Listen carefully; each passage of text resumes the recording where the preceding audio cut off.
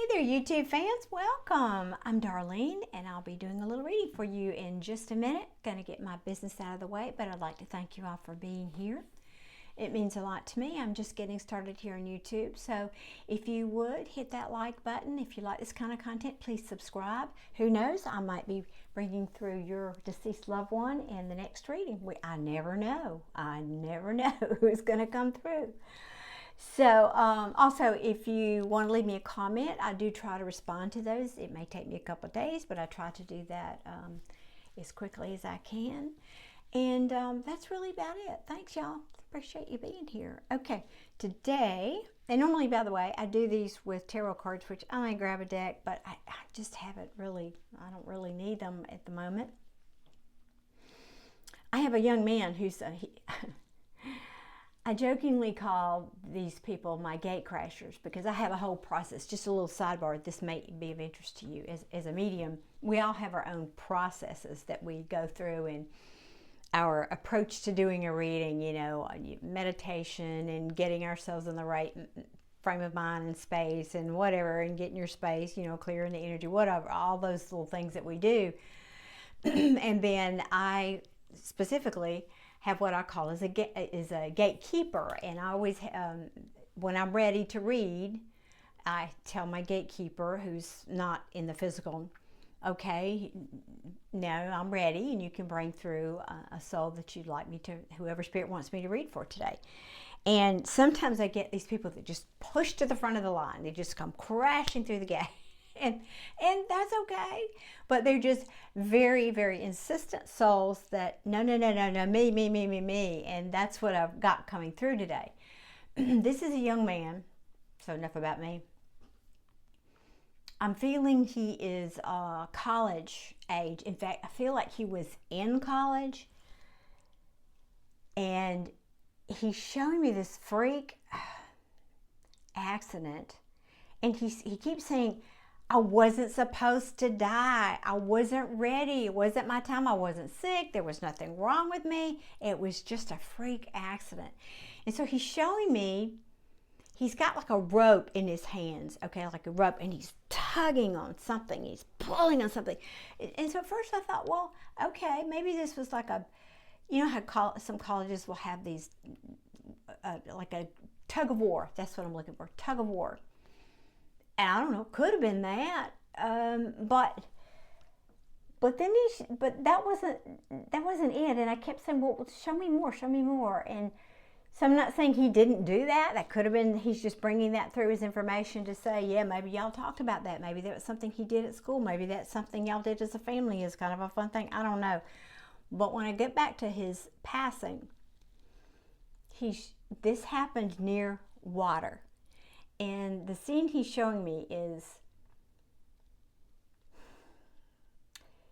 you know how, depending on where you are in the country, the banks of a lake are either, you know, the water comes all the way up to the edge and you just grassy and you walk, you know, whatever, right to the water. That's not what he's showing me. There's a beachy dirt, whatever, and the water just laps peacefully. This is not that. This is like where there's, I know it as rip-rap. There's big giant rocks that, well, giant, they actually, rip-rap comes in different sizes if you want to get technical, but they're big rocks. But so it could be that, it could be natural rock, but they're rocks that line the shore. And it looks, he's pulling on something. I don't know if this was a boat, maybe like a rowboat or something. I don't know. And he's trying to pull it down. And he's standing on the rock, and he's pulling it. And what happens is something gives. So I don't know if his foot was slippery where he was standing and his foot slipped. He lost his footing. Or what he was pulling just suddenly let go. I don't know, but suddenly he's like falling back. And again, if this was some kind of tug of war thing, I guess it could have been that too. So I don't know how these two incidences are related, but you will if this is your person, your relative. But he suddenly falls back and he hits his head. So, and it was just like this, and it's done. And he was just shocked out of his body, so to speak. And so the message today is for his mom and his girlfriend, because he's like apologizing to you, like, I didn't mean to do this. I'm sorry, Mama. I didn't mean to do this. Because you, the mom, it's just like, well, anytime someone dies, we're in a state of shock, of course. But it's not like somebody passes from a long illness. You have time to prepare yourself, but that wasn't the case here. You were in shock. You were just like, what? It was surreal. This couldn't have happened. I was just talking to him 2 hours ago on the phone. I was in my car driving to meet him, whatever. And then this freak accident happened. So you were in shock and disbelief. It took a while for this to be real. And he's actually showing me you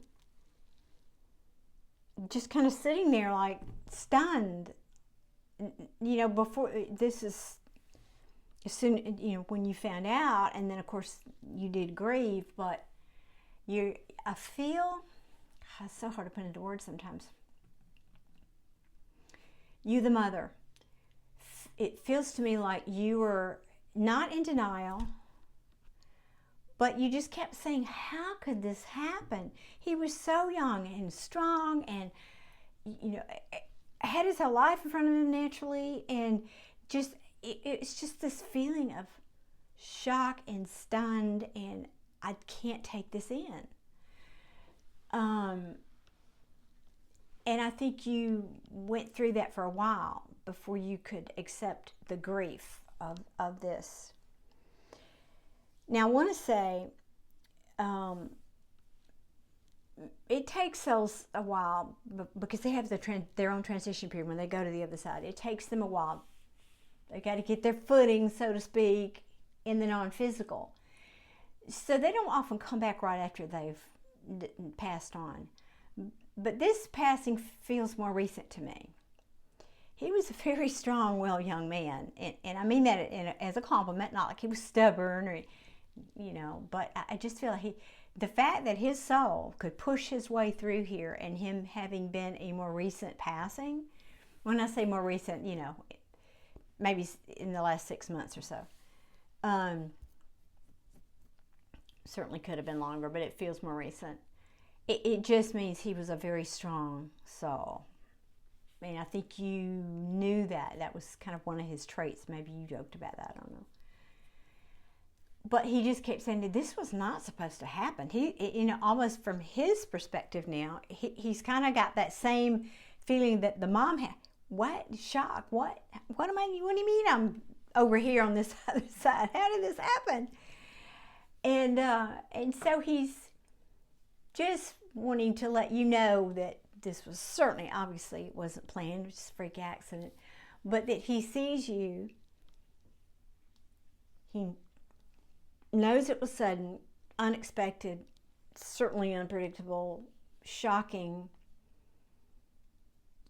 and that he's apologizing. Mom, I'm so sorry. I really didn't mean for this to happen. I didn't mean to leave you. I didn't, he's feeling a sense like I abandoned my mom. How could I do that?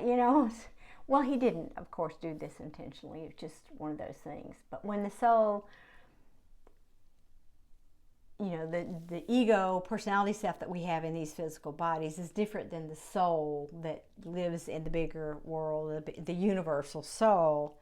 And when the universal soul says it's time for you to go, your work here's done, time for you to move on, then it's time to go. And that is what I feel like happened. Now, he's also bringing up a girlfriend.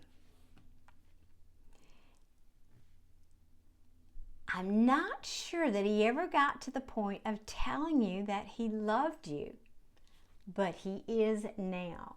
He's saying, I was holding back. I was resistant. I didn't want to say, those words because I wasn't even really sure. No, that's not what he, no, I'll take that back. He's saying, let me get this right. It wasn't, he said, I knew in my heart that I loved you. I just wasn't sure that is he really saying, okay. He keeps alluding to being worthy of you. Okay. I think he felt on some level he wasn't good enough for you, and he was kind of in disbelief that you actually would have feelings for him. So he showed me this young woman who is, she has long dark hair, professional. I mean, she could have been in school too, but she was professional in that she was smart, she was educated, she had a good career in front of her. Just he keeps alluding how smart she was, and that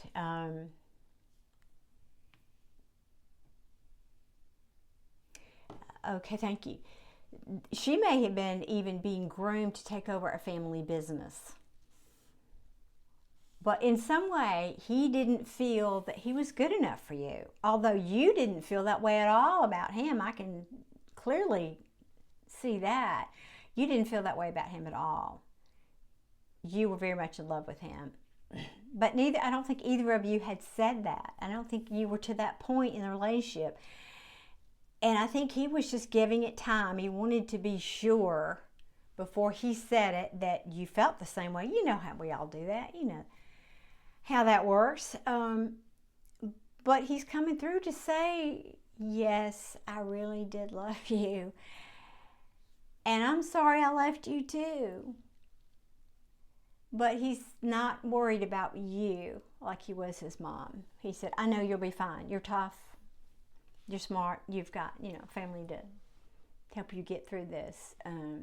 That you're fine. Oh, and in fact, he's showing me. So if you are this girlfriend and you're still grieving him, he's saying, it won't be long. You'll be replacing me. And he doesn't mean that in a mean or goading way. He's just saying somebody's coming. It's like he's winking and saying, because somebody else is coming in soon and you'll be putting me in the past. And he's happy about that for you, by the way. So, take your time, grieve as you need to naturally. And that's the thing we all need to do when we lose someone that we love. But he is wanting you to know that this grief is by no means permanent and that there is someone else coming that will help you heal your heart. Very, very sweet. Okay, anything else? Yeah, he showed me this is kind of a environment. I don't know if this is an Ivy League school. I don't know, but their teams, maybe they had this, like I said, this tug of war thing. So he's kind of going back to that. And maybe that's what this whole thing, maybe he was good at that and he thought he could do this thing by himself. And then that ended up being this ridiculous accident. But I keep coming, I just see this tug of war thing happening. Anyway, I don't need to harp on that. But he was just a well-liked guy. He was a very well-liked by his teammates and his college friends, and this was just one of those unfortunate, like I said, freak accidents that poof, and he's gone. So he just wanted to come through today, especially for the mom, to let you know that he's just said, Mom, I didn't mean to abandon you. I certainly didn't plan this, and I'm so sorry that I just left so suddenly.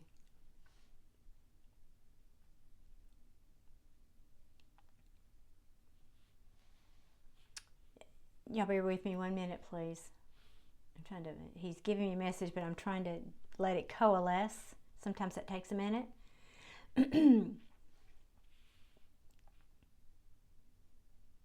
You recently cooked a meal that used to be one of his favorites.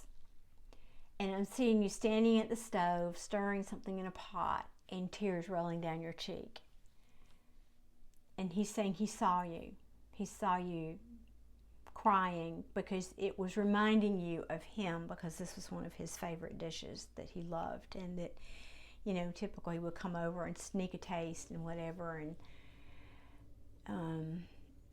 and you were just remembering that. And yeah, he's just acknowledging that he is watching you, he's there with you, he sees you, and that he's actually bringing this up as an instant. I was right there with you, Mama.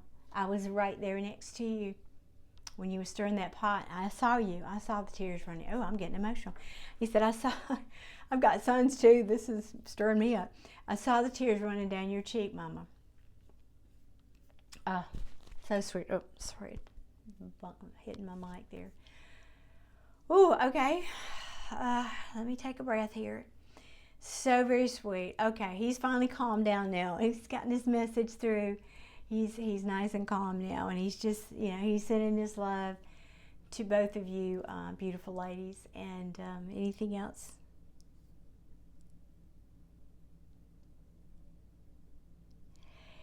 Tell Pops not to leave you alone every weekend to go play. And I think he's golf.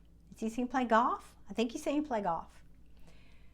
Tell Pops he shouldn't leave you alone every weekend to go do that. Okay? All right. Well, Pops, you've been told.